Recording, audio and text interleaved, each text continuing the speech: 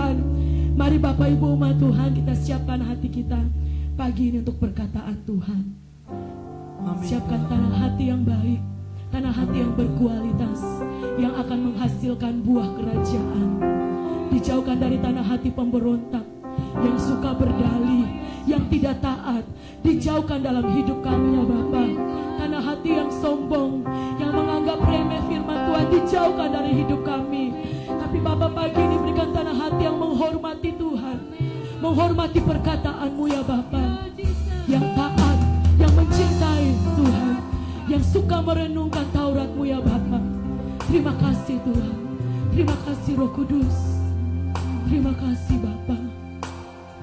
Kami sungguh haus dan lapar akan Tuhan pagi ini. Selidiki setiap hati kami. Terima kasih Tuhan. Katakan, ya Roh Kudusku haus padamu. Ya Kudus, ku haus padamu. Puaskan sekarang, puaskan sekarang kerinduanku Tuhan, kerinduan. Mari sama-sama panggil Dia.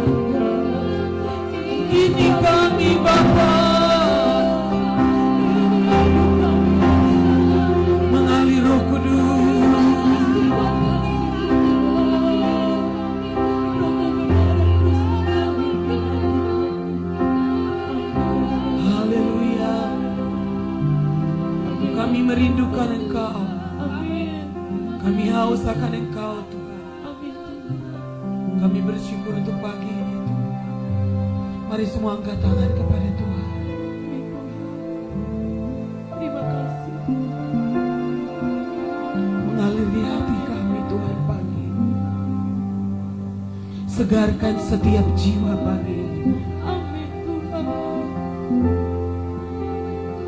Baharui setiap kami Tuhan pagi ini. Kuduskan kami pagi ini Tuhan.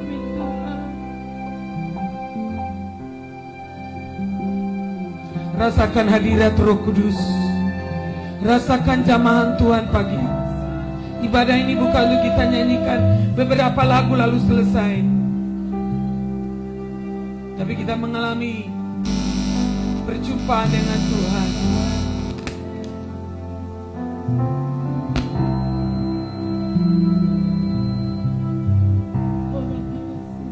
Angkat suara sembah Dia.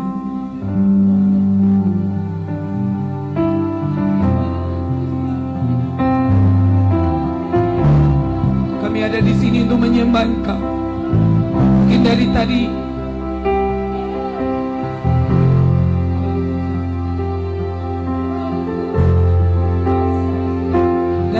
jaringan saudara mungkin terganggu. Saudara tidak bisa ikut ibadah puji-pujian dari tadi. Kau yang baru terhubung, angkat tanganmu. Kata hatimu kepada Tuhan. Buka hati untuk Roh Kudus pagi ini. Katakan terima kasih Tuhan. Kalau kami ada sampai pagi ini bukan karena kuat dan jaga kami, tapi itu karena kebaikan Tuhan.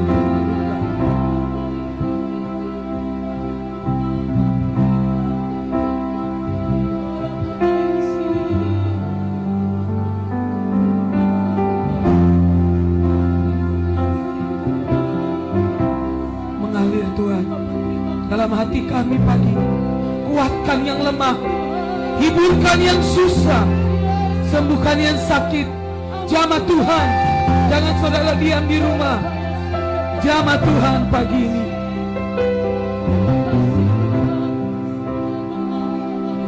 Jamah Tuhan.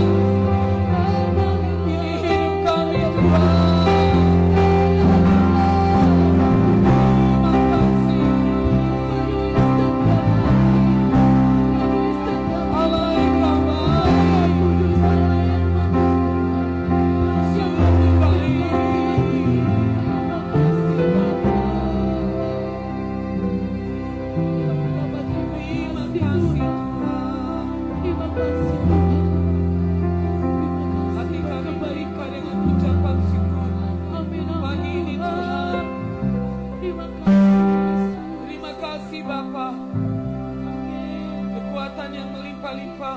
Terbukti datangnya dari Tuhan.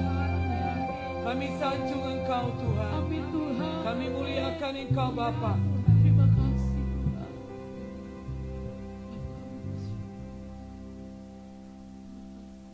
Tidak ada seorang pun ada sampai pagi ini dengan kekuatannya. Itu semua karena Tuhan. Amin. Di dalam nama Yesus, Amin. tangan Tuhan yang kuat benar-benar ada di atas kami. Amin. Mengalir dalam setiap hati kami pagi ini Tuhan. Menyucikan kami, menguatkan Amin. kami. Amin. Biarlah hati kami melimpah dengan ucapan syukur Bapa. Amin Tuhan. Masuki hari yang ke-63 lockdown ini, kami sungguh merasakan penyertaan Tuhan, Amin. perlindungan Tuhan, Amin. penyediaan Tuhan begitu sempurna dalam hidup Amin, kami Tuhan. Bapa. Berbicara buat kami pagi ini, sebab kami sudah siap untuk mendengarkan firman. Urapi hamba-Mu, urapi kami semua dengan Amin. nyatakan isi hati-Mu bagi kami. Amin. Nyatakan isi hati-Mu bagi kami pagi ini. Di dalam nama Yesus, kami menaklukkan setiap pikiran kami tunduk di bawah pikiran Kristus. Buat kami mengerti firman sesuai dengan pengertian Tuhan, Amin. bukan dengan pengertian kami sendiri. Buat kami mengerti Tuhan. Amin. Ada pencerahan, Ya. ada sesuatu yang dibukakan pagi ini. Amin Bapak. Sehingga kami betul-betul mau berjalan sesuai dengan ketetapan-Mu, arahan-Mu yang terkini, yang terbaru Amin, pagi amin. ini buat kami. Di dalam nama Yesus, Roh Kudus ambil alih pemberitaan firman ini, baik yang mengikuti Radio Misi Kalvari maupun live streaming. Roh Kudus menolong kami semua, jaringan ini tidak terganggu. Kami berdoa dalam nama Yesus, tangan Ya Tuhan Tuhan. ada di atas semua alat-alat ini sehingga tidak mengganggu jalannya ibadah Ya ini. Bapak. Di dalam nama Yesus kami berdoa dan siap mendengarkan firman Tuhan. Yang percaya katakan amin, amin. Silakan duduk. Tuhan Yesus memberkati. Yang mungkin tadi sampai mau firman masih di grup, saudara tidak banyak yang dapat jaringan karena memang wifi dari tempat ini hari ini terputus sepertinya. Kami tidak bisa memakai wifi yang baru dipasang, sehingga melalui paket data lagi, sehingga mungkin terganggu. Karena hari ini mungkin lebaran, banyak yang pakai untuk siaran dan sebagainya. Saudara yang bisa menangkap lewat radio, dan kalau memang tidak bisa, nanti setelah ibadah ini saudara bisa ibadah sebentar sore dengan keluarga. Karena sebentar sore kita tidak ada mesbah keluarga, bisa dengar ulang, nonton ulang. Mungkin cuma sebagian yang bisa tersiarkan tadi karena memang jaringan benar-benar dari pagi tidak ada di rumah ini. Ya, kita semua paket data ulang lagi, tapi toh masih jaringan terganggu. Tidak apa-apa. Apakah semua sudah siap di Kefah, Kupang semua? Semua oke? Di Atapupu tadi belum oke? Kita semua buka hati kita untuk firman Tuhan. Dan mari kita buka Alkitab. Kita masih berbicara tentang pekerjaan Roh Kudus di dalam hidup kita. Injil Yohanes pasalnya yang ke-14 ayat yang ke-15 sampai 17.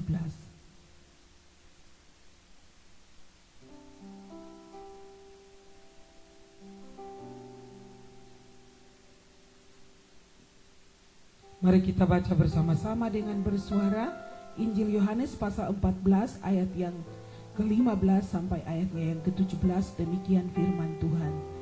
Jikalau kamu mengasihi aku, kamu akan menuruti segala perintahku.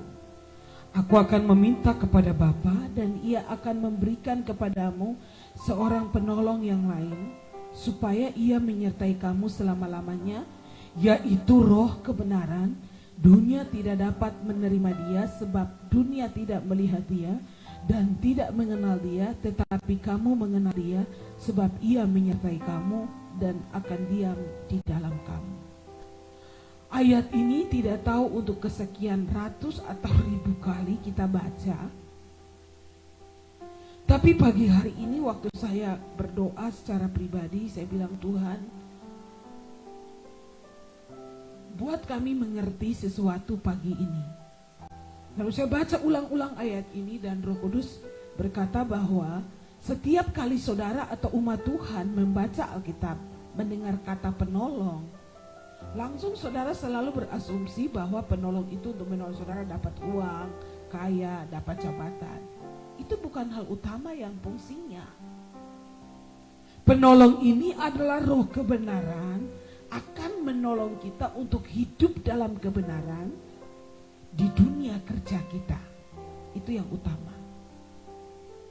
Selalu kita ambil kata penolong untuk menolong kita saja. Pokoknya waktu susah ditolong, waktu kekurangan ditolong, kepepet ditolong. Selalu kita ambil itu pengertian kita sendiri. Tetapi Tuhan berfirman pagi ini bahwa Roh Kudus itu diuntukkan untuk memimpin kita kepada seluruh kebenaran. Pasal 15 ayat 26 dulu dia bilang, jikalau penghibur yang akan kuutus dari Bapa datang, yaitu Roh kebenaran yang keluar dari Bapa, ia akan bersaksi tentang aku. Ini utamanya ini. Penolong yang diutus Bapa kepada kita, yaitu Roh kebenaran yang keluar dari Bapa untuk bersaksi tentang Kristus, tentang Yesus kepada kami, kepada kita. Lalu pasal 16 bilang, kalau roh kebenaran itu datang, ayatnya yang ke-13, pasal 16, baca sama-sama. Tetapi apabila ia datang, yaitu roh kebenaran, ia akan memimpin kamu ke dalam seluruh kebenaran. Sebab ia tidak akan berkata-kata dari dirinya sendiri, tetapi segala sesuatu yang didengarnya itulah yang akan dikatakannya, dan ia akan memberitakan kepadamu hal-hal yang akan datang. Ia akan memuliakan aku, sebab ia memberitakan kepadamu apa yang terimanya daripadaku. Segala sesuatu yang Bapa punya adalah ia akan memberitakan kepadamu apa yang diterima daripadaku. Setiap kali kita mendengar Roh Kudus sebagai penolong, langsung kita ambil kata penolong itu untuk hanya memanfaatkan penolong ini menolong kita untuk apa kebutuhan-kebutuhan kita. Roh Kudus tidak dikirim khusus untuk itu. Roh Kudus itu diuntukkan supaya membawa kita ke dalam kebenaran di setiap langkah kita. Waktu kita pergi bekerja mencari uang, kita berdagang, waktu kita bisnis, waktu kita pelayanan, waktu kita melakukan aktivitas kita di bidang kita, Roh Kudus akan memimpin kita di dalam kebenaran. Sehingga kita akan kerja benar. Dan waktu kita kerja benar, surga terbuka atas kita dan kita diberkati. Itu prosedurnya, katakan amin. Tapi seringkali kita memakai dia, sudahlah saya mau hidup benar atau tidak benar, yang penting yang saya tahu Roh Kudus itu penolong saya. Penolong bagaimana? Sampai pagi saya bangun pagi sekali dan pikiran saya terus tertuju tentang kisah Saul. Bukankah Tuhan yang memilih Saul? Bukankah Tuhan yang mengangkat dan mengurapi Saul? Tuhan yang pilih dia dan urapi dia, dan dia sudah berfungsi sebagai raja loh ini. Tuhan menyertai dia dalam peperangan-peperangan. Lalu Tuhan bilang saya satu hal tadi pagi, penting sekali. Sekali lagi kita belajar pagi ini bahwa Roh Kudus itu akan berfungsi menolong kita untuk memiliki ketetapan hati.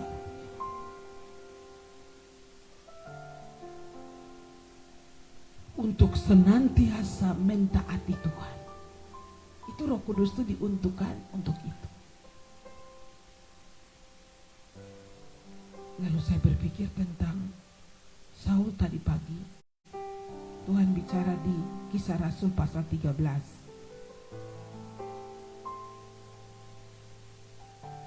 Kisah para Rasul pasal 13 ini contoh. Kalau kita tidak dipimpin oleh Roh Kudus, maka kita akan buat keputusan-keputusan yang salah. Karenanya Roh Kudus itu dikirim, diuntukkan untuk ini. Tapi kita langsung menolong, kita langsung supaya mendapat di sana, berkat di sana. Yang ini prosedur prosesinya kita nggak mau lewat. Kita mau berkat saja, kaya saja, dapat jabatan, dapat jodoh yang terbaik, dapat apa, nyaman, dilindungi dari corona, ya, tidak mati. Saudara, mati itu untung. Kalau aku hidup memberi buah. Kita tidak takut mati. Ya. Dan kita juga tidak mau ceroboh dengan hidup ini. Hidup ini dipersembahkan kepada Tuhan. Katakan amin. Kisah Rasul pasal 13 ayatnya yang ke 20 kita baca supaya kita tahu prosesinya. Selama kira-kira 450 tahun sesudah itu ia memberikan mereka hakim-hakim sampai pada zaman Nabi Samuel. Kemudian mereka meminta seorang raja dan Allah memberikan kepada mereka Saul bin Kis dari suku Benyamin. 40 tahun lamanya Saul itu memerintah. Setelah Saul disingkirkan, Allah mengangkat Daud menjadi raja mereka. Tentang Daud, Allah telah menyatakan, aku telah mendapat Daud bin Isai, seorang yang berkenan di hatiku dan yang melakukan segala kehendaknya, dan dari keturunannya lah sesuai dengan yang telah dijanjikannya Allah telah membangkitkan juru selamat bagi orang Israel, yaitu Yesus. Ya. Selama 400 tahun mereka tuh jadi budak di Mesir. 400 tahun loh mereka tuh mengungsi. Mereka jadi budak, tapi Tuhan menyertai mereka di Mesir. Kalau mereka pulang kembali, ada Tuhan mengangkat hakim-hakim. Sampai pada zaman Samuel terakhir jadi hakim. Lalu mereka rasa bosan karena mereka bilang negara tetangga punya raja, kami mau punya raja saja. Lalu Tuhan dikatakan Tuhan memilih, Tuhan memberikan kepada mereka Saul bin Kis. Jadi Tuhan setuju dengan Saul 40 tahun. Lalu saya pikir-pikir, mengapa 40 tahun Saul sudah berjalan dengan Tuhan, tapi akhirnya disingkirkan oleh Tuhan. Pagi ini yang sangat membahayakan ialah karena kita menjadi terbiasa dengan setiap instruksi dari Tuhan. Tuhan bicara ini, buktinya 40 tahun Tuhan menyertai saya. Kalau kali ini saya tidak taat, nggak apa-apa, sudah terbukti Tuhan Maha Pengasih, Maha Pengampun dan sebagainya. Pertanyaannya, mengapa Saul disingkirkan? 40 tahun Tuhan menyertai. Saya baru 20 tahun melayani Tuhan. Jangan merasa hebat, merasa bisa. 40 tahun saya memerintah dan semua bangsa-bangsa takut dengar nama saya. Buktinya Tuhan memberkati saya. Tuhan bisa menolak kita. Tadi pagi Tuhan bilang, saya bisa menolak orang yang pernah saya urapi. Buktinya siapa? Saul. Libat 2 kali dalam pasal 13 pasal 5 berapa kali ada kata Tuhan menolak, Tuhan menolak, Tuhan menolak. Saya garis bawahi dalam Alkitab saya tadi pagi. Roh Kudus akan menolong kita. Makanya kita butuh Roh Kudus di sana untuk continue, senantiasa taat. Jangan terbiasa dengan yang lalu-lalu, tapi terus taat. Walaupun 50 tahun, 60 tahun, tetap taat kepada Tuhan. 10 tahun, 20 tahun, 30 tahun, 40 tahun, senantiasa taat. Karena ada roh kebenaran di dalam kita. Kita tidak merasa super, kita tidak merasa hebat karena pencapaian-pencapaian, karena prestasi-prestasi. Kita tidak merasa hebat karena kekayaan yang kita sudah terima dari Tuhan. Kita harus tetap memilih, justru makin diberkati harus makin taat. Ya, tidak salah diberkati, tidak salah. Ishak tuh kaya, tapi mereka taat kepada Tuhan. Ya, Abraham, Ishak dan Yakub tinggal satu tenda, satu rumah rohani, satu instruksi, satu perintah, satu arahan. Abraham, Ishak dan Yakub di satu tenda. Bawa anak-anak kita, cucu kita, semua ada di satu tenda, satu rumah rohani, satu instruksi, satu arahan, satu ketetapan, satu pola ilahi. Pola ilahi itu artinya pola kebenaran. Kita sedang dibangun dengan pola ilahi supaya kita menjadi contoh kebenaran di kota ini. Karenanya Alkitab berkata, saya kaget, saya cari-cari ayatnya, berapa tahun sih Saul ini? Dan perjanjian baru mengatakan 40 tahun Saul memerintah. Tetapi ending dari ceritanya, dia ditolak, keturunannya ditolak. Sama seperti Imam Eli dan keturunannya. Mau raja ke, mau imam ke, Tuhan tidak pandang bulu. Mau pendeta ke, PDP ke, apa ke, Tuhan tidak kaget dengan kartu pendeta kita. Tuhan senang melihat ketaatan kita kepada firman-Nya. Pertanyaannya ialah mengapa? Mari kita selidiki, mengapa Saul disingkirkan? Jadi yang menyingkirkan ini siapa? Siapa yang menyingkirkan? Tolong jawab dulu. Tuhan yang menyingkirkan. Jadi nggak perlu orang singkirkan. Tuhan dengan caranya akan menyingkirkan. Katakan amin. Ya, Tuhan sendiri yang menyingkirkan. Kenapa? Karena Saul itu tidak mentaati perintah Tuhan. 1 Samuel 15 ayat 11, 19 dan 26. Tadi saya catat. Datanglah firman Tuhan kepada Samuel. Aku menyesal karena aku telah menjadikan Saul raja. Sebab ia telah berbalik daripada aku dan tidak melaksanakan firmanku. Maka sakit hatilah Samuel dan ia berseru-seru pada Tuhan semalam-malaman. Pasal 15 ayat 19. Mengapa engkau tidak mendengarkan suara Tuhan? Mengapa engkau mengambil cerahan dan melakukan apa yang jahat di mata Tuhan? Hah? Mengapa? Coba kita pergi lihat ke ayat sebentar.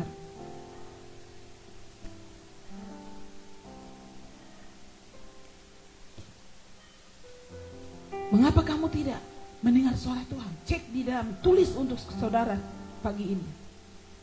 Mengapa kau tidak dengar suara Tuhan? Mengapa tidak suka taat mendengar suara Tuhan? Mengapa selalu punya alasan? Harus cek pendengaran kita bagaimana, ya. Mengapa engkau tidak mendengarkan suara Tuhan? Mengapa engkau mengambil jarahan dan melakukan apa yang jahat di mata Tuhan? Lalu kata Saul kepada Samuel, aku memang mendengarkan suara Tuhan dan mengikuti jalan yang telah disuruh Tuhan kepadaku dan aku membawa agak. Coba bayangkan, aku sudah mendengar suara Tuhan dan melakukan, tapi aku membawa agak. Ada percampuran di situ. Tuhan bilang bahwa aku sudah menyesal. Ayat 10, datanglah firman Tuhan kepada Samuel, aku menyesal. Jadi di medan perang sana kan Samuel tidak perang. Iya kan? Di ayat-ayat 7, 8, 9, 10 itu Saul memukul kala orang Amalek, ayat 7. Itu di medan perang, Samuel tidak ada. Lalu ayat 8, Saul dan rakyatnya itu menyelamatkan Agag, kambing domba lembu yang terbaik, tambun pula anak domba segala yang berharga, tapi tidak mau mereka menumpas semuanya. Garis bawahi kata mereka tidak mau. Tetapi segala hewan yang tidak berharga dan yang buruk itulah yang ditumpas mereka. Mereka lagi tumpas-tumpasan di sana. Di sini firman Tuhan sudah datang untuk Samuel. Di tempat yang berbeda, coba lihat. Datanglah firman Tuhan kepada Samuel. Jadi mereka ada perang di sana, Tuhan bicara kepada hambanya, wah, saya sungguh menyesal angkat orang ini. Ternyata 40 tahun tidak mengubah orang ini. 40 tahun saudara ibadah di KBI Kalbar Misi, ikut training, jadi PDP, PDT, jadi apa saja, tapi masih tidak taat. 40 tahun Tuhan menyesal. Berapa waktu ini kata-kata itu muncul, saya menyesal mengusulkan orang ini begitu. Saya bisa membayangkan orang pembohong ini. Ya Tuhan bilang ini, orang pencuri ini ya Tuhan bilang di surga. Curi ini ya Tuhan bilang di surga. Kenapa saya urapi orang ini ya? Sebenarnya Saul punya 40 tahun. Mungkin waktu awal-awal tuh kurang akurat, tapi semakin berjalan dengan Tuhan 40 tahun saudara. Ternyata waktu tidak bisa mengubah orang. Orang itu yang harus memutuskan. Jangan bilang kasih waktu lagi, mungkin dia bertobat. Oh, tidak akan bertobat. Ternyata waktu tidak bisa mengubah orang. Keputusan kita untuk berjalan bersama Tuhan. Mereka tidak mau menumpaskan yang tambun-tambun, tidak mau rugi. Tidak mau rugi, emas-emas buang percuma. Mereka rela melanggar ketetapan Tuhan, perintah Tuhan. Karena tidak mau melewatkan jarak. 40 tahun. Ternyata tidak mengubah sifatnya. Pagi hari ini Tuhan bicara kepada saya untuk semua anak-anak rohani. Roh Kudus akan menolong kita untuk ketetapan hati kita senantiasa taat. Ya. Sudah bisa bayangkan, mereka ada perang sana, mereka ada pilih kambing domba satu sembunyi, mungkin ada pencuri emas sembunyi di sebelah mana. Tuhan sudah datang kepada Samuel. Jadi jangan saudara kira pendeta atau gembala saudara tidak tahu. Saya sungguh rasa baru lihat gelagak, Roh Kudus langsung beritahu saya. Langsung Tuhan berfirman, firman-Nya datang. Saya berpikir saya juga pernah menyesal mengusulkan orang ini jadi pendeta. Dan tadi malam saya baca kata itu, ternyata Tuhan juga menyesal loh. Berapa kali Tuhan menyesal? Menyesal pilih orang ini. Menyesal berjalan dengan orang penipu pencuri ini. Bertahun-tahun dengar firman, ikut training, tapi tidak berubah. Orang yang penjahat satu kali dengar firman, berubah. Ya, Tuhan menyesal. Aku menyesal karena aku telah menjadikan Saul raja. Sebab ia telah berbalik daripada aku dan tidak melaksanakan firman. Maka sakit hatilah Samuel. Ia berseru-seru kepada Tuhan semalam-malam. Bagaimana ini? Ya, mereka minta raja, baru raja model begini. Samuel bangun pagi-pagi untuk bertemu dengan Saul, tapi diberitahukan kepada Samuel demikian Saul telah ke Karmel tadi dan telah diberikannya baginya suatu tanda peringatan. Kemudian ia balik dan mengambil jurusan ke Gilgal. Ketika Samuel sampai kepada Saul, berkatalah Saul kepadanya, diberkatilah kiranya engkau oleh Tuhan. Aku telah melaksanakan firman Tuhan. Saudara bisa bayangkan, Tuhan bilang, tapi dia melaksanakan. Padahal setengah. Saudara melaksanakan setengah, tapi setengahnya tidak, itu sama dengan tidak melaksanakan menurut Tuhan. Taat setengah sama dengan tidak taat. Ya. Apa yang menyebabkan Saul disingkirkan? Karena dia tidak taat kepada Tuhan.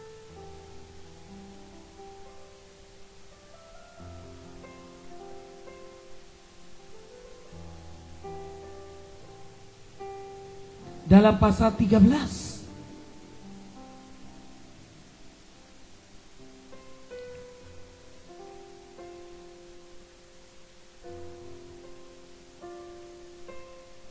ayat 6 sampai 14.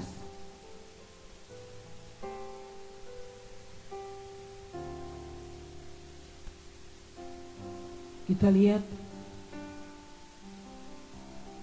ayat 10, kita baca. Baru saja ia habis mempersembahkan korban bakaran, maka tampaklah Samuel datang. Saul pergi menyongsong untuk memberi salam kepadanya. Tetapi kata Samuel, apa yang telah kau perbuat? Jawab Saul, karena aku melihat rakyat itu berserak-serak meninggalkan aku, dan engkau tidak datang pada waktu yang telah ditentukan. Pada orang Filistin telah terpukul di Mikmas, maka pikirku garis bawahi, sebentar lagi orang Filistin akan menyerang aku di Gilgal, pada aku belum memohonkan belas kasihan Tuhan. Sebab itu aku memberanikan diri lalu mempersembahkan korban bakaran. Ayat 13. Kata Samuel kepada Saul, perbuatanmu itu bodoh. Engkau tidak mengikuti perintah Tuhan Allahmu yang diperintahkannya kepadamu. Sebab sedianya Tuhan mengokohkan kerajaanmu atas orang Israel untuk selamanya. Tapi sekarang kerajaanmu tidak akan tetap. Tuhan telah memilih seorang yang berkenan di hatinya, dan Tuhan telah menunjuk dia menjadi raja atas umatnya. Karena engkau tidak mengikuti apa yang diperintahkan Tuhan. Tuhan kepadamu. Saul disingkirkan karena dia tidak mengikuti perintah Tuhan. Cek perintah Tuhan, apakah saudara melakukannya? Melakukan dengan benar, tepat, bukan melakukan setengah.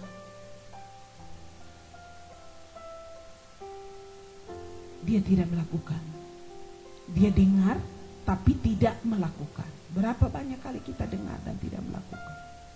Kita anggap remeh. Yang kedua, Saul itu mengikuti pikirannya sendiri. Tadi dia bilang itu, pikirku.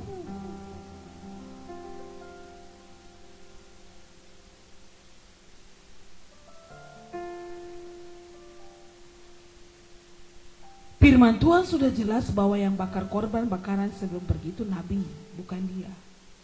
Tapi dia pikir, tunggu terlalu lama. Kok cuma berdoa saja? Saya lama-lama saya pikir, kok cuma berdoa saja, apa salahnya? Karena dia bilang dia mau maju perang, tapi kan belum memohon belas kasihan, pada ini sudah terjepit. Jadi tunggu nabi, tunggu mami lama, nah saya pimpisa, saya juga PDP. Kan kita punya pendeta ada. Kan saya juga bisa berdoa. Saya sampai semalam-malam, apa salahnya kalau Saul berdoa? Bayangkan, karena itu saja langsung sedianya kerajaanmu kokoh. Mulai sekarang tidak. Tuhan sudah pilih orang lain. Tuhan sudah urapi orang lain.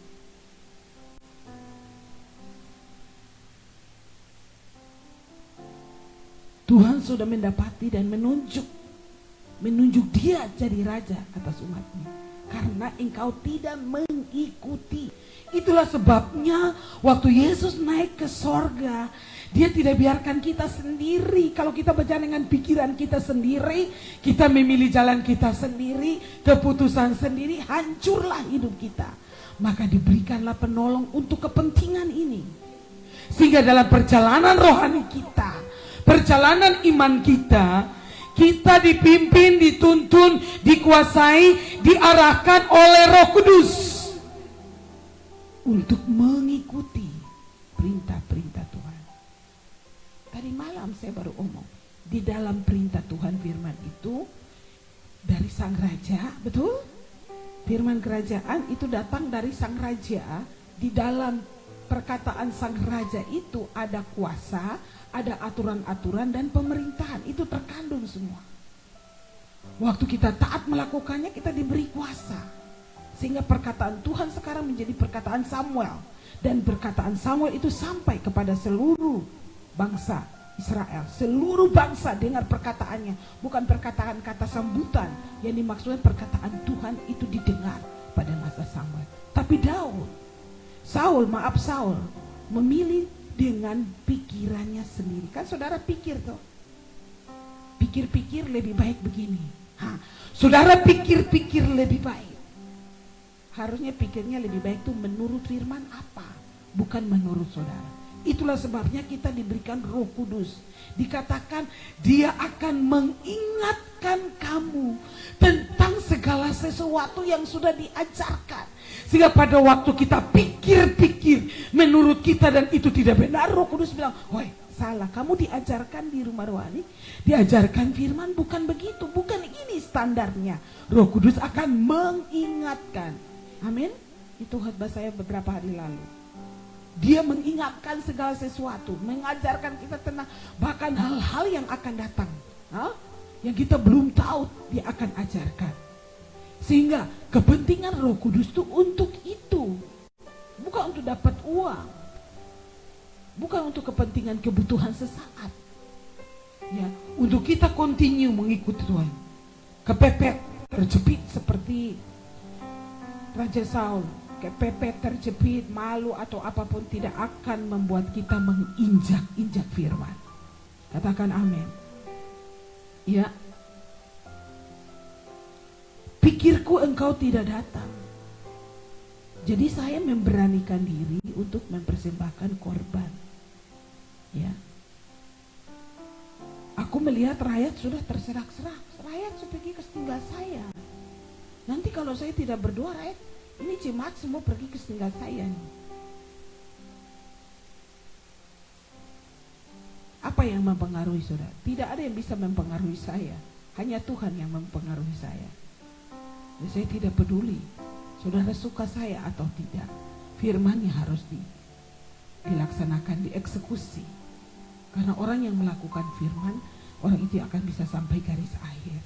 Bukan harta yang bawa kita sampai garis akhir, kebenaran yang menyelamatkan kita. Jalan kebenaran, roh kebenaran. Allah itu Allah kebenaran, firman itu firman kebenaran. Bagaimana kita berbuat yang tidak benar dan kita berpikir Tuhan senang dengan kita? Karenanya kesalahan kedua ialah dia mengandalkan pikirannya. Setiap pagi saudara dan saya harus katakan, aku menundukkan pikiranku di bawah pikiran Kristus. menaklukkan setiap pikiranku tunduk di bawah pikiran Kristus. Setiap kubu-kubu, kata Paulus, setiap kubu yang dibangun oleh keangkuhan manusia di pikiran itu harus diruntuhkan. Ya, keangkuhan itu temannya keserakahan. Itu paket. Orang sombong angkuh itu serakah.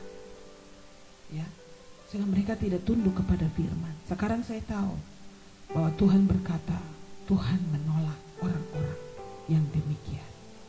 Ya, bahkan sampai Saul tuh berlutut loh. Bukan dia tidak.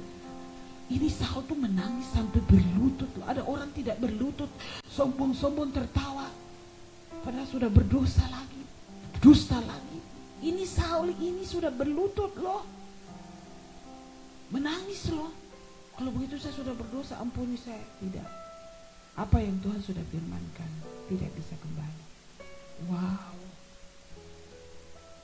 Saudara, betapa berbahayanya engkau dengan sadar sengaja melakukan kejahatan. Engkau atur kejahatanmu itu dengan sengaja, merekayasa kejahatanmu itu, dan kau berpikir Tuhan mengasihani engkau. Pagi hari ini datang, biarkan Roh Kudus berbicara di dalam hati kita. Ya, Tuhan bilang engkau tidak mengikuti perintah Tuhan Allahmu yang diperintahkan. Sebab sedianya Dia mengokohkan kerajaanmu atas orang Israel itu selama-lamanya. Tapi sekarang kerajaanmu tidak akan tetap. Semua akan dihancurkan dan digoncangkan, bahkan keturunanmu ditolak. Saudara, perhatikan apa yang kita buat akan mempengaruhi keturunan generasi kita. Putuskan pikirku, karena Tuhan bilang, akuilah Tuhan dalam segala lakumu, maka Dia akan meluruskan jalan. Jangan engkau menganggap dirimu sendiri bijak. Pikirku sendiri, berjalan menurut pikiran sendiri. Ya, pikiran yang sia-sia.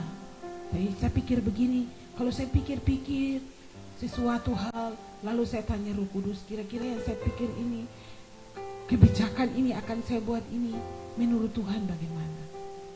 Tuhan bilang, oke, lakukan, putuskan saja, jangan terpengaruh. Saya teguh sekali. Saudara tak datang kepada pikiran-pikiran Tuhan, dan pikiran Tuhan itu semua ada di firman. Katakan amin. Jadi kejahatan Saul itu ialah mengandalkan pikirannya. Terkutuklah orang yang mengandalkan pikirannya, kekuatannya sendiri. Tolong baca dan versi firman Allah yang hidup. Terkutuklah orang yang mengandalkan manusia, mengandalkan kekuatan. Oh, tenang saja, saya ini bisa atur semua. Saya punya relasi banyak. Saya ini orang terpengaruh, saya kenal banyak orang. Wah, kejahatan yang direncanakan dan merasa hebat-hebat saja. Oh, Tuhan sudah menolak engkau. Baca.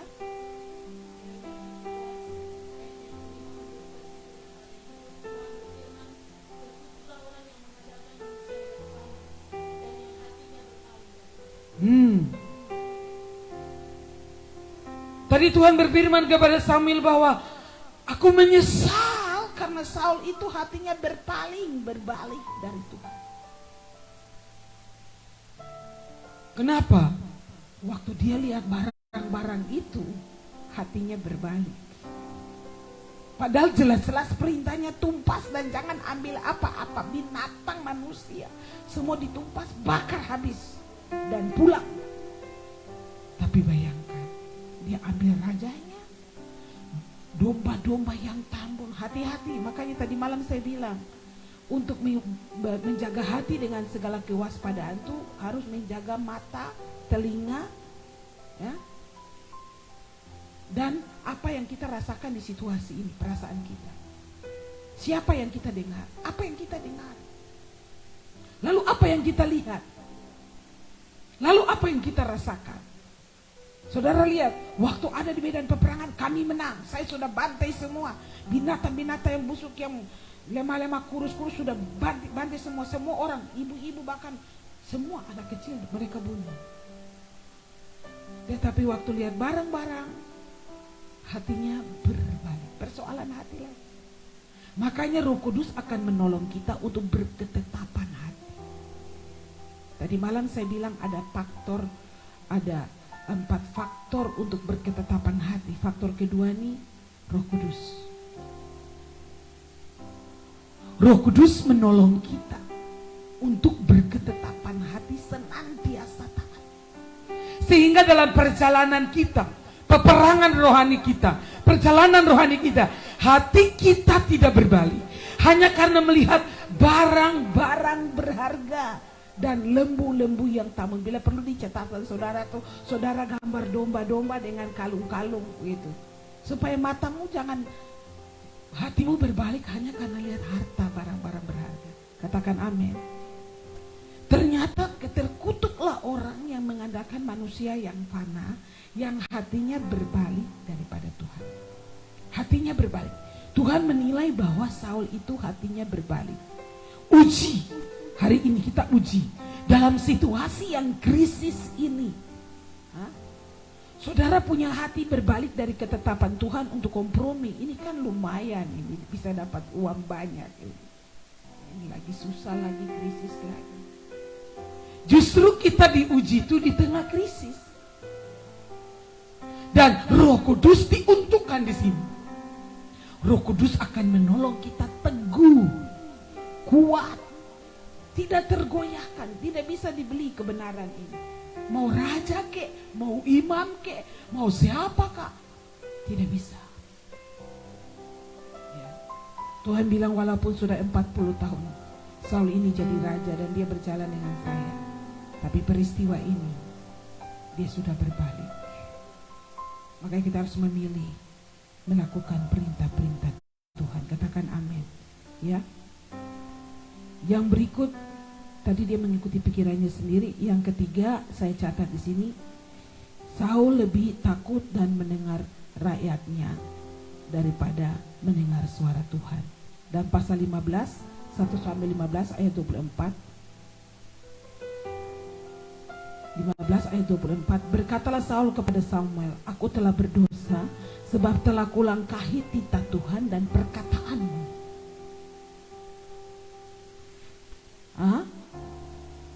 Tetapi aku takut kepada rakyat. Coba baca versi firman Allah yang hidup. Aku takut kepada rakyat. Ya, karena itu aku mengabulkan permintaan mereka. Ayat 24. Kuat.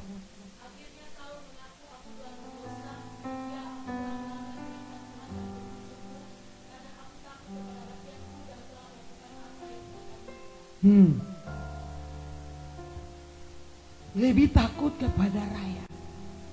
Cek hari ini, suara apa yang saudara dengar?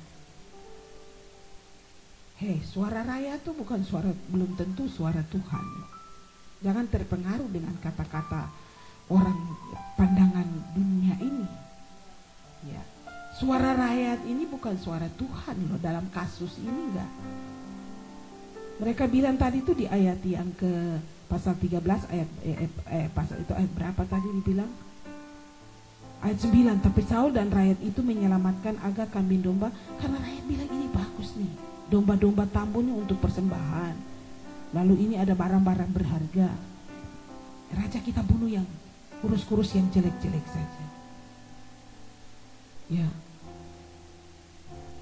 Karena lebih takut dan mendengar rakyatnya. Alkitab berkata bahwa Imam Eli juga lebih menghormati anak-anaknya lebih daripada Tuhan. Kadang-kadang kita suruh pilih Tuhan atau pilih anak-anak. Saudara kan akan pilih anakmu. Makanya Imam Eli dan keluarga itu.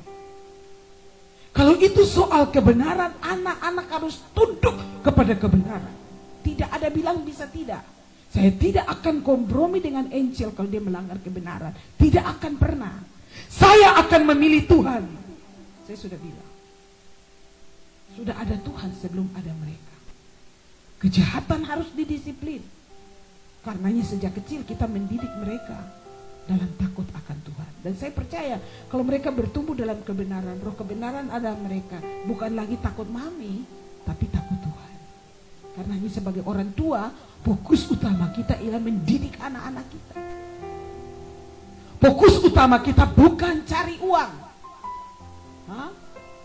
Hai bapak-bapak, didiklah anak-anakmu dalam ajaran dan nasihat Tuhan. Itu perintah.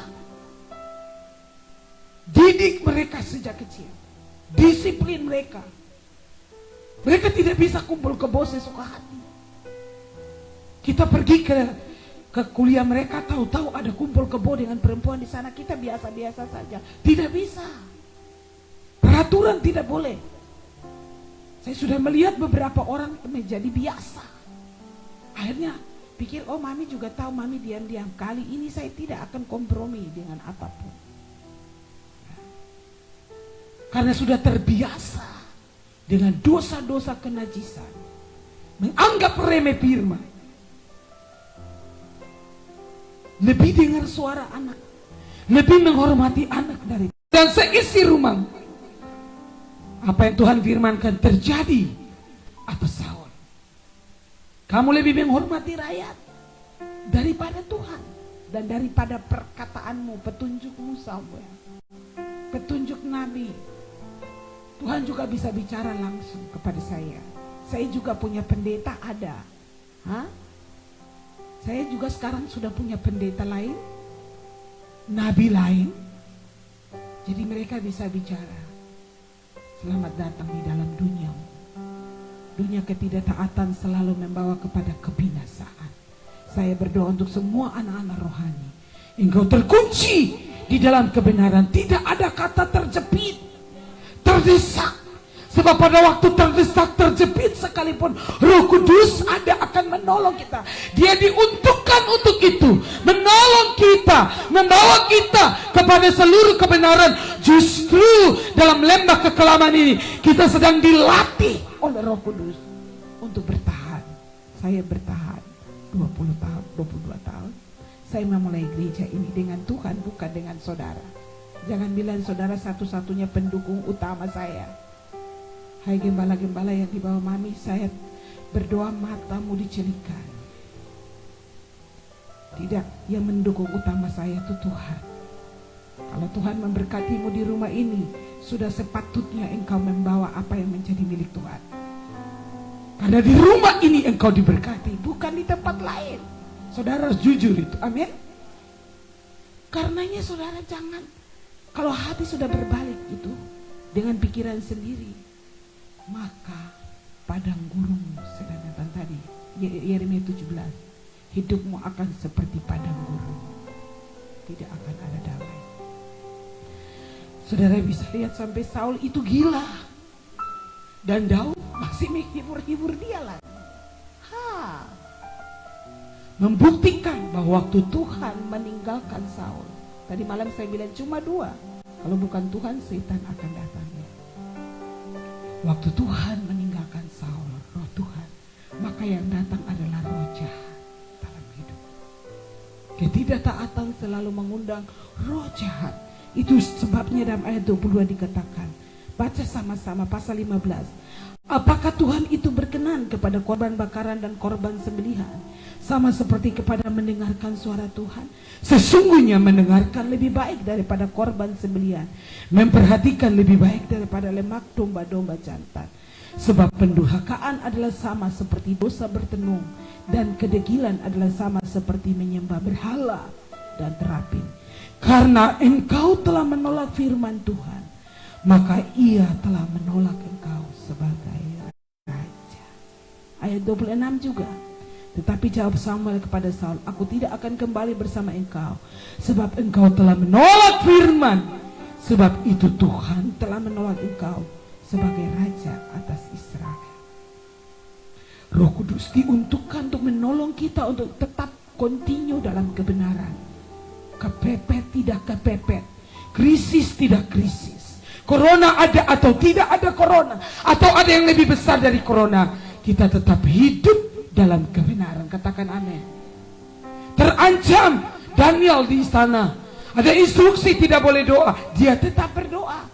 Karena doa itu bukan karena kepepet, doa itu sudah menjadi gaya hidupnya.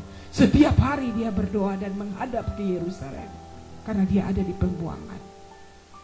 Pagi, siang, malam, 3 kali sehari. Sebelum undang-undang itu keluar dan setelah undang-undang yang melarang, dia tetap berdoa. Dan sampai pada akhirnya dia dibuang ke gua singa. Di gua singa pun Tuhan ada. Kenapa? Karena ada kebenaran di sini. Di gua singa Tuhan ada di sana. Karena singa mencium penciptanya ada di dalam. Tidak ada daging sama sekali. Daniel sama sekali tidak bau daging. Karena dia punya ketetapan hati sejak awal. Aku tidak menajiskan diri. Dia punya kesempatan sebagai anak muda bisa dapat 1 anak raja di sini, atau ya anak-anak pembesar. Pesta nikahnya pasti akan mewah di sana. Karena dia ganteng, dia pintar. Baru masuk langsung sudah menetapkan garis. Karena ketetapan itu ada di sini. Katakan amin. Jangan alasan saudara bilang, soalnya mereka terlalu muda. Mereka terlalu muda jadi anak-anak muda. Biasa begitu. Tidak, Daniel juga muda. Daud juga muda. Amin. Jangan seorang menganggap engkau rendah karena muda. Jadilah teladan dalam perkataan, dalam kasih, dalam kesucian, dalam tingkah lakumu. Jadi teladan bagi orang-orang percaya. Jadi bagi orang percaya kamu tuh teladan. Bukan bagi orang dunia ini. Orang yang sudah percaya pun kamu masih di atasnya. Daniel ada di level itu. Itulah sebabnya gua singa tidak menakutkan dia. Waktu dia lihat teman-temannya yang 3 masuk di dapur api juga tidak gentar. Dia yakin mereka akan tetap kuat. Kenapa? Mereka sudah setting di hatinya ketetapan. Saya berdoa di masa lockdown ini, saudara sungguh-sungguh punya ketetapan hati yang lebih kuat. Ya, tidak mudah berbalik. Ya. Tadi kita sampai di mana? Pikirnya, apa lebih takut dengan suara rakyat? Aku sebab telah kulangkahi titah Tuhan dan perkataanmu, petunjukmu, karena aku takut kepada. Saya tidak dengar kau punya nasihat lagi. Saya tidak peduli karena saya takut rakyat. Padahal kalau Tuhan meninggalkan dia, itu artinya rakyat juga meninggalkan dia. Saudara, paling ngeri kalau Tuhan meninggalkan kita. Putuskan untuk sungguh-sungguh hidup dalam takut akan Tuhan. Setting di hati kita ketetapan. 40 tahun ternyata tidak mengubah. Saya betul-betul dikuatkan pagi hari ini. Saya tidak kecewa kalau saya ngajar saudara dan pada akhirnya saudara memilih tidak taat, memberontak, dan pergi dengan menyalahkan gereja. Selamat datang di duniamu, Raja Saul. Dunia Raja Saul. Ya kan? Kalau ketemu dengan orang-orang itu bilang selamat datang di dunia Raja Saul. Kita sudah diajar dan Roh Kudus ada di dalam kita. Kita mau kalau jatuh harusnya sadar dan bertobat. Mau diarahkan, mau didisiplin. Kemarin firman Tuhan datang itu email dari Papa Jonathan. Disiplin itu akan mengamankan hak kesulungan kita. Saya terkejut. Ayat Ibrani itu semua lengkap di ujungnya bawah itu tentang Esau. Semua pendisiplinan, pembentukan Tuhan itu supaya mengamankan hak kesulungan kita. Kita teruji, terbukti supaya kita tidak kehilangan hak kesulungan kita itu cuma dengan sekali makan. Semangkok kacang merah hilang, dan walaupun dengan mencucurkan air mata, Esau tidak pernah menerimanya. Apakah engkau mau datang di dunia Esau dan Saul, Ada Esau, namanya mirip di situ. Esau dan Saul. Tidak ada ketetapan di dalam hati mereka. 40 tahun sama sekali tidak membentuk ketetapan hati di dalam Saul. Saya berpikir-pikir jadi butuh berapa waktu. Tuhan bilang tidak butuh lama, kalau hari ini kau berketetapan langsung jadi. Karena Roh Kudus akan menguatkan. Waktu kita terima Yesus, kita dimeteraikan dengan Roh Kudus. Kekuatan kita tuh berada di dalam Dia. Kita ada di dalam Dia. Dia tinggal dalam kita. Firman-Nya tinggal di dalam kita. Kita tinggal di dalam Dia. Kita tidak akan ragu-ragu untuk taat kepada Tuhan. Begitu terkuncinya kita. Terserah orang bilang kita sombong atau apa. Terlalu radikal atau terlalu taat. Itu urusan mereka. Urusan kita ialah taat. Karena Tuhan senang dengan orang yang taat. Tuhan berkenan kepada kita. Yang ketiga itu lebih takut rakyat daripada takut Tuhan. Oh, Tuhan bergaul karib dengan orang yang takut akan Dia. Tuhan senang dengan orang yang takut akan Dia. Bagaimana kamu memilih senang takut rakyat daripada takut Tuhan? Saya memilih lebih takut Tuhan daripada manusia. Terserah manusia mau menolak saya, mau memfitnah saya tetap memilih menyenangkan hati Tuhan. Katakan amin. Yang keempat, pasal 15 ayat 8 dikatakan, Agag raja orang Amalek ditangkapnya hidup-hidup, tapi segenap rakyat ditumpasnya dengan mata pedang. Tapi Saul dan rakyat itu menyelamatkan Agag dan kambing domba, lembu-lembu yang baik dan tambun pula domba dan segala berharga. Dia mau mereka menumpas, tetapi segala hewan yang tidak berharga dan yang buruk itulah yang ditumpas mereka. Coba bayangkan di dalam perang itu. Ada roh apa di situ? Nah, ada roh apa? Roh keserakahan. Serakah. Bukan cuma rakyatnya. Saul juga pasti serakah. Kalaupun rakyatnya bilang, bos, raja, kita ambil tuh, nanti kita bawa untuk Tuhan. Kita kasih sumbangan ke mami, langsung mami sumringah.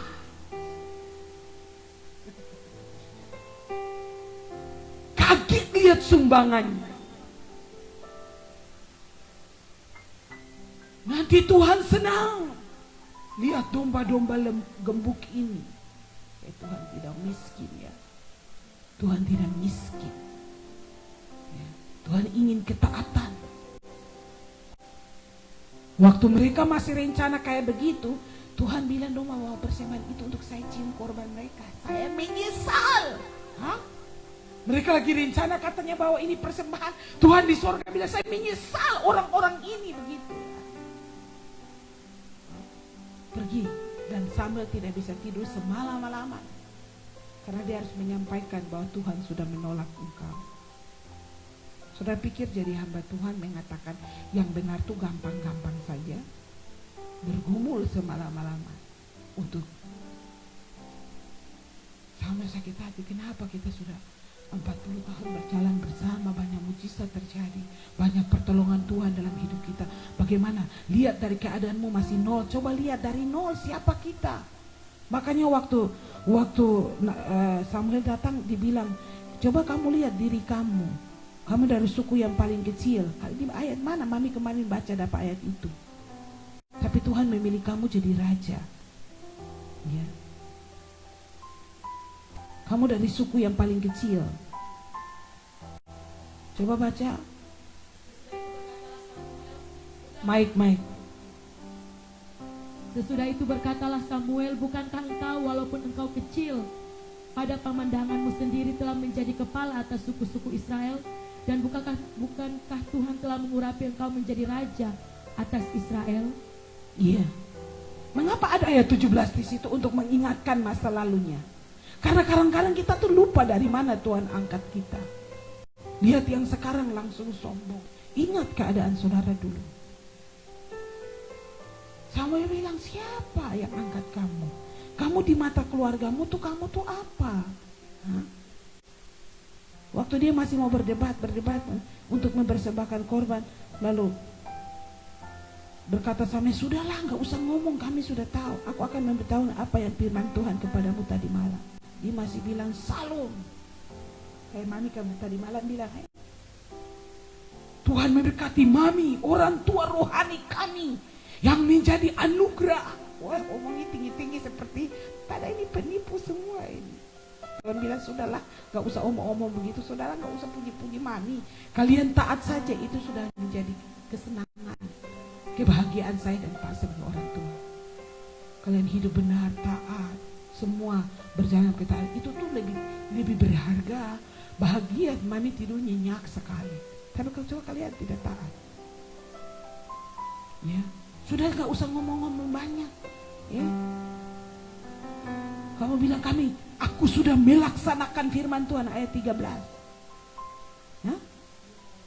Diberkatilah kiranya engkau oleh Tuhan. Emangnya Saul bilang diberkati baru Samuel diberkati? Tidak perlu diberkati, kau datang diberkatilah mami. Kau tidak bilang pun mami sudah diberkati. Orang benar tuh berkat ada di atas kepalanya. Hidup benar saja Tuhan sudah berkati kita. Ya, basa-basi. Ya. Diberkatilah engkau. Tapi Samuel bilang, kalau begitu apa bunyi kambing domba sampai di telinga saya? Tidak ada loh yang pergi kasih tahu. Jangan saudara bilang ada yang bawa mulut ke mami. Enggak, Roh Kudus beritahu saya itu banyak hal. Bahkan kadang-kadang yang datang beritahu itu salah penangkapannya. Roh Kudus lebih jelas, bahkan detail beritahu saya. Ya.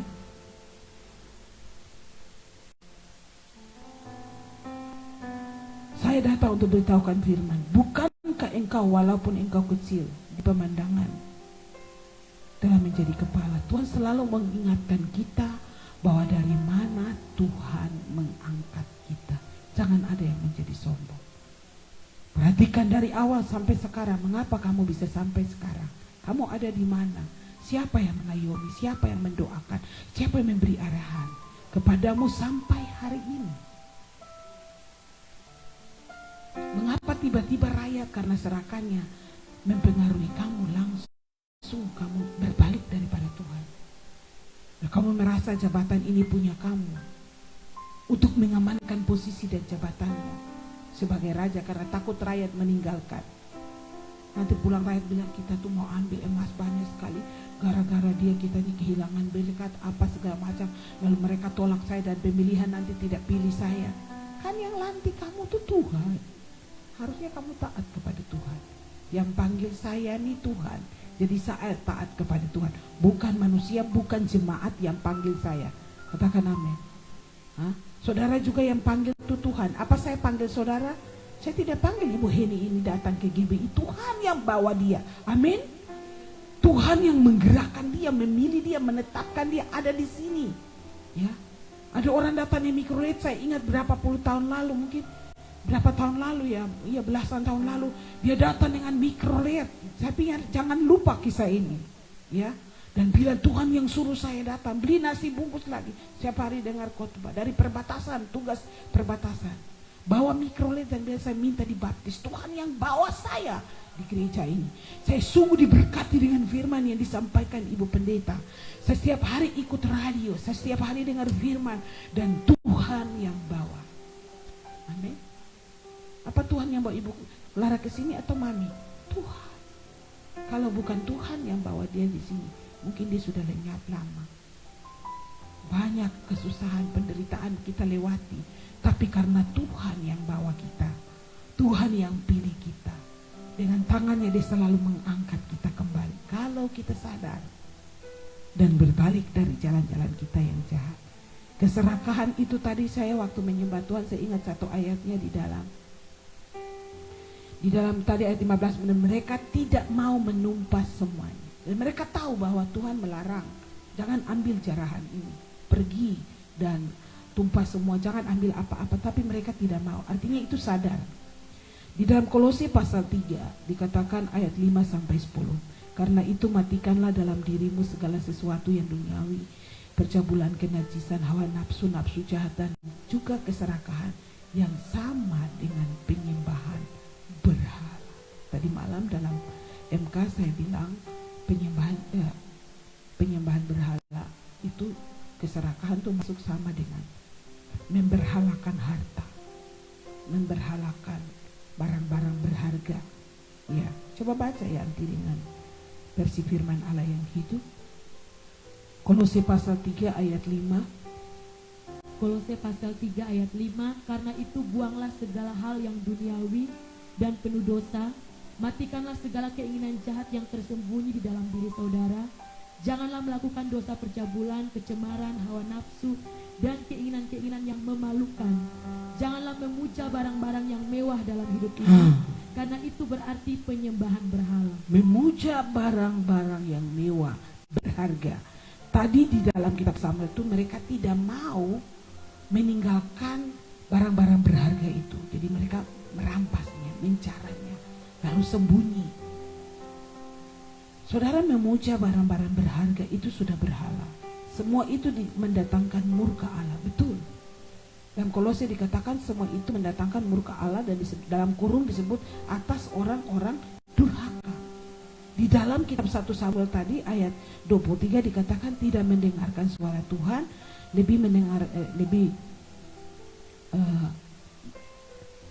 mereka mendengar suara manusia, suara rakyat daripada suara Tuhan. Lalu disebut Tuhan itu sebagai pendurhakaan.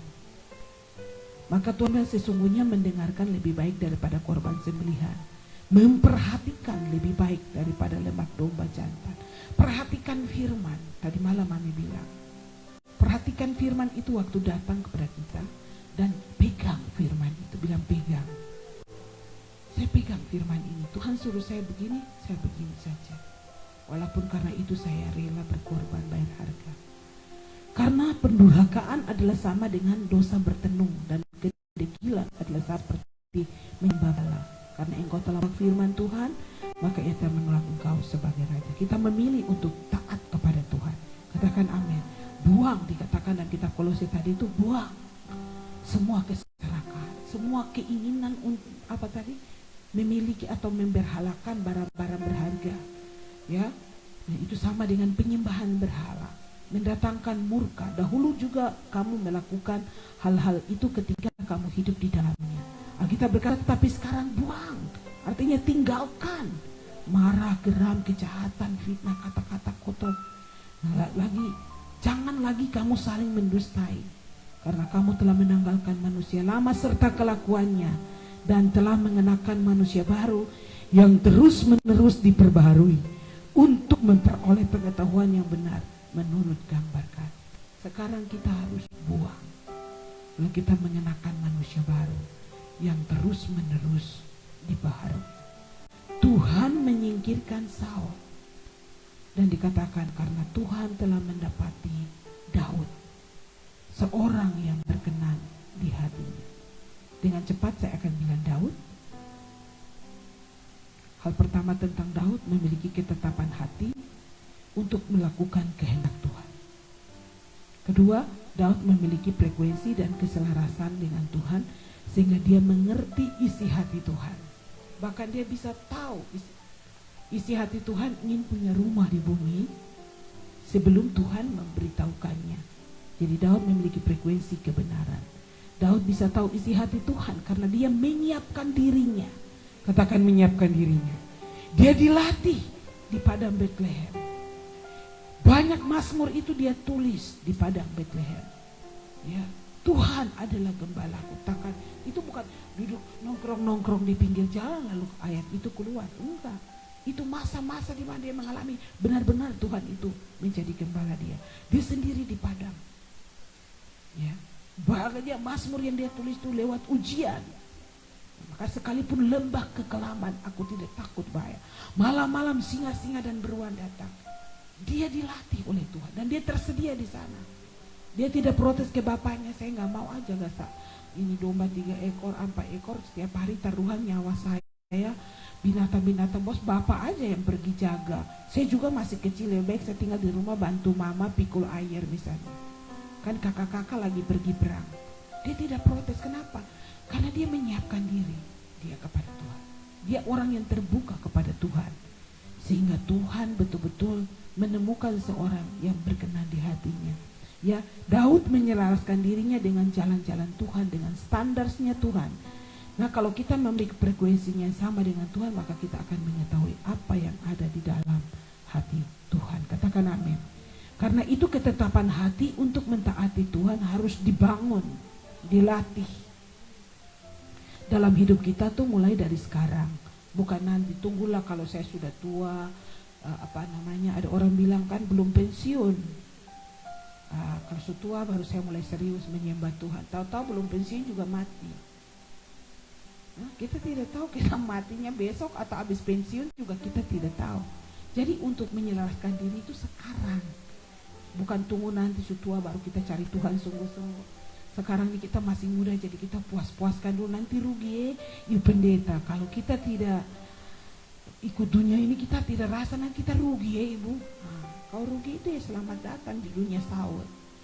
Ya. Sudah tahu kebenaran dan kita sengaja melakukan hal-hal yang tidak benar. Akhirnya kita mengalami banyak sekali hal yang sebenarnya kita tidak harus alami. Karenanya bagi anak-anak muda yang masih muda, jangan seorang anggap engkau rendah. Karena engkau muda. Tuhan panggil kita untuk jadi teladan, menghidupi firman. Yang sudah tua, mari belum terlambat. Kita benahi diri kita sekarang. Memiliki ketetapan hati untuk mentaati Tuhan. Itu dibangun dari sekarang. Ya, Tuhan menuntun kita, menguatkan kita melalui rohnya. Makanya Roh Kudus itu diuntukkan untuk ini. Supaya di lembah kekelaman kita tetap konsisten, fokus. Dia menguatkan kita, meneguhkan kita, dia menghibur kita tuh maksudnya kamu bisa melakukan kebenaran di tengah-tengah keadaan ini. Kamu pasti menang, kamu kuat, kamu bisa. Bangkit lagi, kalau jatuh cepat bangkit, ya begitu. Jangan tinggal terus dalam kejatuhan, sadar dan bangkit lagi. Benahi diri dan masuk lagi di rel. Selaraskan Bapak, kalau saya pun terlambat tidak apa-apa. Yang penting saya mau cepat selaraskan, saya mau bangkit Tuhan, saya mau maju Tuhan. Jangan biarkan iblis menekan kita. Jangan biar keadaan terjepit itu menekan kita. Tapi lihat Tuhan ada di dalam keadaan ini.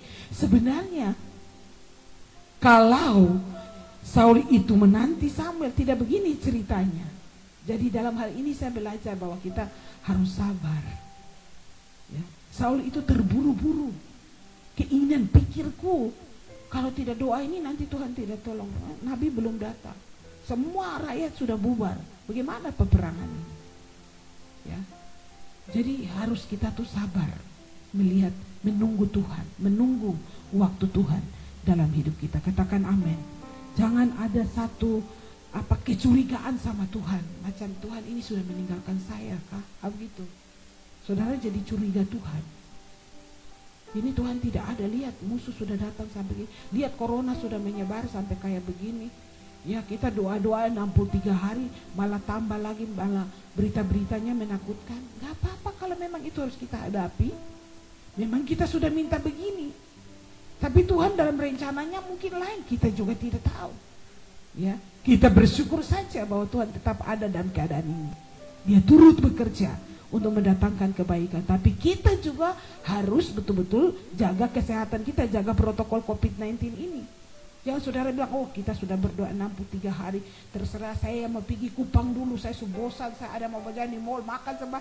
Saudara ketemu dengan orang-orang yang sebuah virus itu, baru saudara datang ke Atambua, lalu saudara kasih kota ini. Berarti saudara ceroboh. Jangan uji Tuhan seperti itu. Ya. Ada yang pergi di kuburan-kuburan, ini ditutup. Tidak boleh, misalnya, gali kubur ini, tidak usah gali kubur, tidak ada yang mati. Ternyata ada yang mati, lalu saudara kecewa. Itu bukan urusan kita, mati hidup ini Tuhan. Orang tidak corona juga mati toh. Saudara tidak usah stres lihat kuburan-kuburan yang sudah digali di Patokoa sana. Kirimlah ke kita ulang-ulang sampai kita ada di Atambua, itu kuburan bukan untuk orang Atambua. Saya balik ke Indonesia. Kok kirim ulang-ulang ke saya? Iya, saya berdoa sih. Ya, Kupang harus berdoa juga, amin. Ya kita jadi takut, ini kuburan-kuburan sudah dibuang, ini ratusan pasti mati. Ya, yang tahu mati dan hidup itu juga. Ada orang yang sudah positif, yang ada di ruang isolasi, yang parah-parah tidak mati, yang baru orang dalam apakah ODP, namanya kurang mengerti istilah saya, dalam pantauan mati. Yang ada di luar mati. Mati hidup itu tangan Tuhan. Mari pilih taat kepada Tuhan. Kalau belum mati, bertobat. Ini kesempatan untuk berubah, kesempatan untuk mengampuni, kesempatan untuk melayani Tuhan, kesempatan untuk berbuat baik. Katakan amin. Buang semua kemarahan di hati, apa jangan simpan dendam, bereskan. Ini kesempatan Tuhan berikan buat kita. Untuk itulah Roh Kudus diberikan kepada kita, menolong kita untuk membuat keputusan yang benar, memampukan kita untuk kuat melakukannya. Bukan cuma buat keputusan, tapi melakukan kehendak Tuhan, melakukan apa yang Tuhan mau. Demikian firman Tuhan pada pagi hari ini. Bila kita menjadi orang-orang yang didapati Tuhan berkenan di hatinya, izinkan Roh Kudus mengalir roh kehidupan di dalam kita. Nyanyikan lagu ini. Oleh kasih karuniamu engkau telah memilihku. Tuhan bilang kepada Saul, ingat, siapa kamu? Bukankah engkau itu walau kecil dalam pemandanganmu, tapi Tuhan sudah memilih dan mengurapi engkau menjadi kepala. Dalam pandangan manusia kita ini bukan apa-apa, tapi Tuhan telah angkat kita. Tuhan memilih kita dan memberkati kita. Ingat dari awal, dari mana Tuhan mengangkat kita. Mengapa Tuhan memilih kita? Karena ada tujuannya. Dia punya rencana, rencana masa depan yang penuh dengan harapan. Tujuannya harus terlaksana melalui kita. Amin. Tapi pilih ketetapan hati untuk mentaati Tuhan. Berketetapan pagi hari ini. Roh Kudus akan menolong kita untuk berketetapan hati. Amin. Amin. Amin. Menaati Tuhan senantiasa. Amin, Tuhan. Kepepet seperti Raja Saul dalam perang pun tetap percaya dan memilih kebenaran. Bukan kepepet lalu menjual kebenaran. Oleh kasih karuniamu Tuhan, engkau memilihku untuk tujuan. Engkau memilihku untuk tujuanmu. Dengan segenap hati ku persembahkan, dengan senang hati ku persembahkan seluruh hidupku untuk menggenapi firman-Mu, untuk menggenapi rencana-Mu.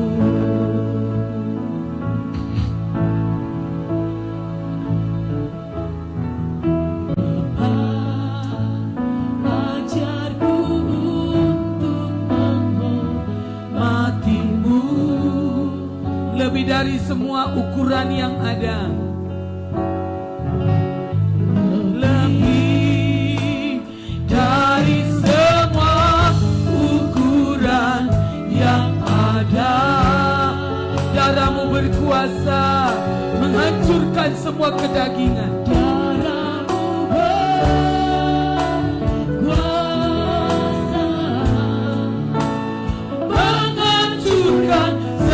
Dan kebenaran,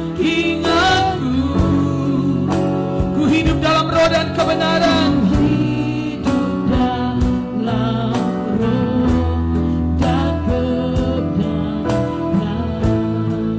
Mengalirlah roh kebenaran,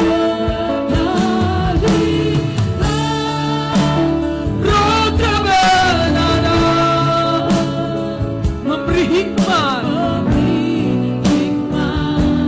dan pengertian.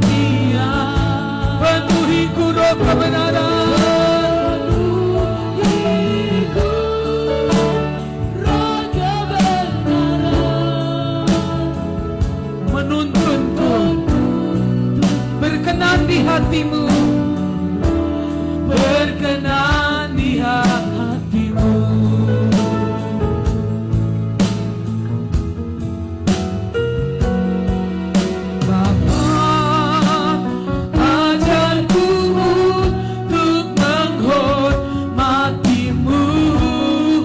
Lebih dari semua ukuran yang ada. Amin.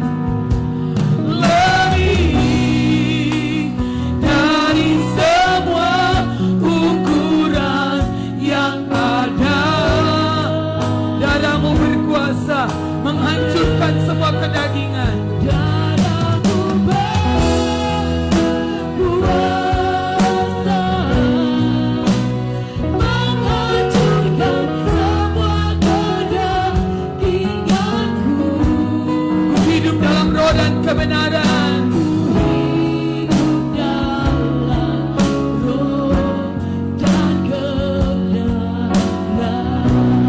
Mari angkat tangan, doakan, nyanyikan lagu ini sebagai doa. Mengalir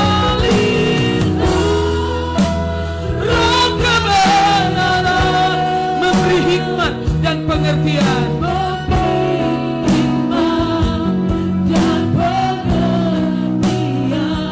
Penuhiku roh kebenaran,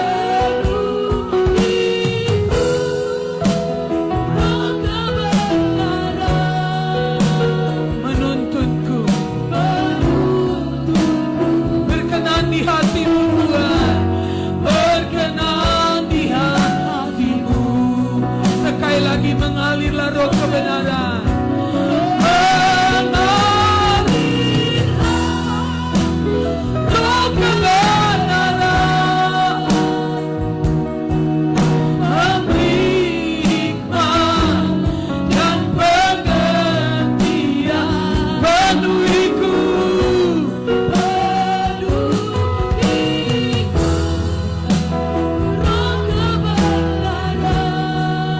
menuntunku, berkenan di hatimu. Amin, amin. Berkenan di hatiku. Dengan lembut katakan, mengalirlah roh kebenaran.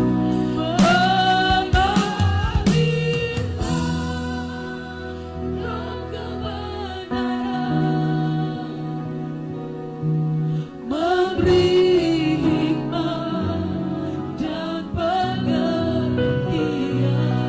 Penuhiku roh kebenaran.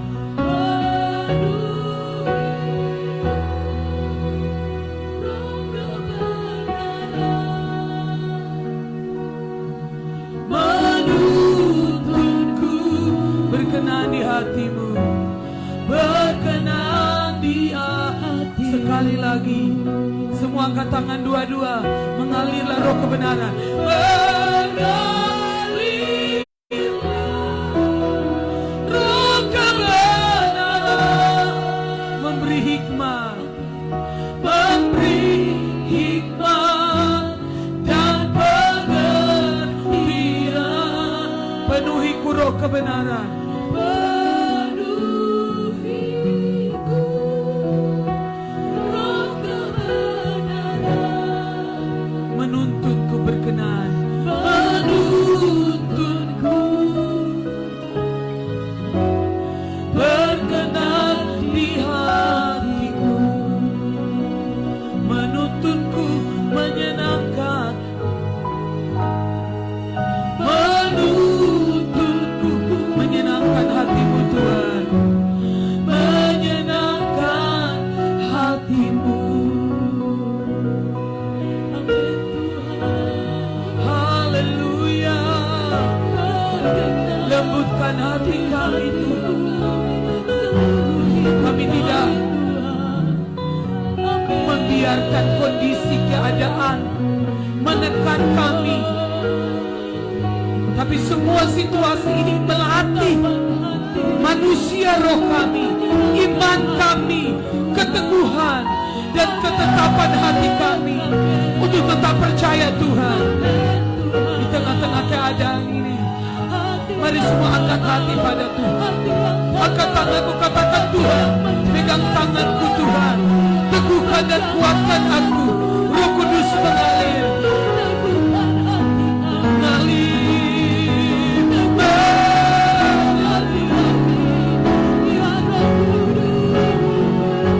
ini hidup kami.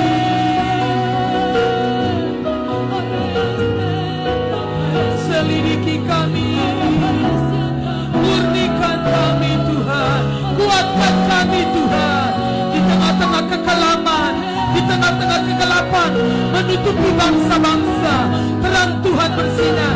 Pada waktu itu bangkitlah dan menjadi teranglah di tengah-tengah kegelapan.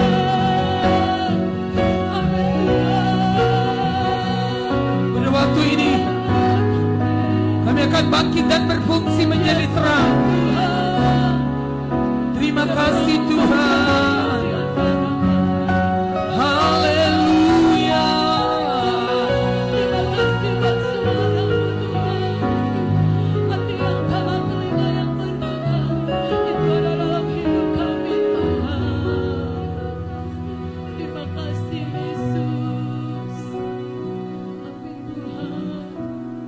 Terima kasih Tuhan. Amin, amin Tuhan. Terima kasih Roh Kudus. Kasih Bapa. Firman-Mu agak keras menegur kami pagi ini. Tapi firman ini menyatakan untuk menjadi contoh bagi kami. Ya Tuhan. Kami tidak mengikuti contoh ketidaktaatan Saul. Ya Bapa.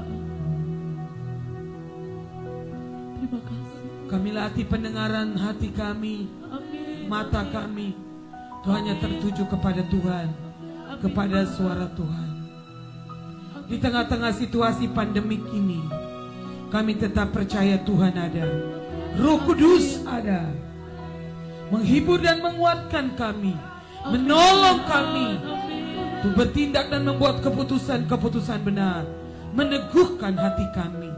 Sekalipun kami melewati lembah kekelaman, kami tidak takut, sebab gadamu dan tongkatmu itu yang menghibur kami. Amin Tuhan. Terima kasih Tuhan.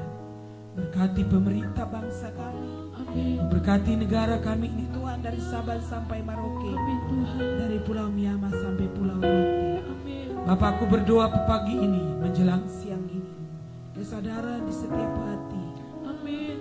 untuk mereka, kami masing-masing mengikuti protokol COVID-19. kami memberkati saudara-saudara kami Muslim Ya Tuhan. yang sedang merayakan hari Idul Fitri hari ini. Ya Bapa. Damai sejahtera Tuhan menjadi Di bagian mereka, Amin. di dalam nama Yesus. Amin. kami memberkati saudara-saudara kami yang karena kesehatan mereka harus ada di rumah sakit, Ya yang Tuhan. terpapar dengan berbagai sakit penyakit bahkan COVID-19. Tuhan, Engkau melawat mereka siang Ya hari. Tuhan Yesus. Tangan-Mu yang berlubang paku sanggup menyembuhkan. Di Amin. dalam nama Yesus, Dan kami mohon anugerah-Mu turun atas Indonesia. Ya Tuhan. Bukan kehendak kami, tapi kehendak Tuhan saja yang terjadi. Kalau Engkau mau, lalukanlah COVID ini dari bangsa kami. Tetapi kalau Engkau mengizinkannya, maka Engkau juga berkuasa melindungi orang-orang benar, Ya Tuhan. Amin. melindungi para tenaga medis. Dalam Amin nama Yesus. Tuhan. Biarlah kehendak Tuhan yang jadi dan bukan kehendak kami. Amin. Kami tetap percaya Tuhan menyediakan segala keperluan kami Amin Tuhan. di tengah-tengah keadaan apapun. Amin. Terbukti Tuhan satu-satunya dukungan kami, Ya Tuhan. sumber segala berkat kami, sumber kehidupan, sumber kekuatan, Amin. sumber penghiburan, sumber perlindungan. Amin. Hanya Tuhan saja. Ya Tuhan. Meteraikan seluruh Firman ini dalam loh hati kami.